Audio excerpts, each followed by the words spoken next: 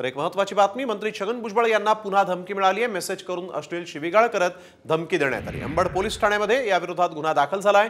रवींद्र यशवंत धमकी देणाऱ्या आरोपीचं नाव असून 29 तारखेला ही धमकी देण्यात आली होती। नाशिक गुन्हे शाखा युनिट 1 च्या पथकाने आरोपीला बीड जिल्ह्यातून आता अटक केली आहे।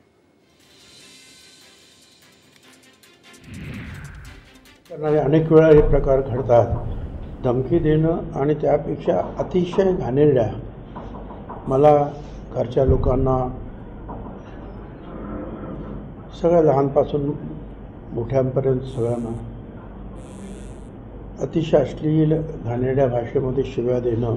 मागच्या 29 तारखेला अचानक संध्याकाळी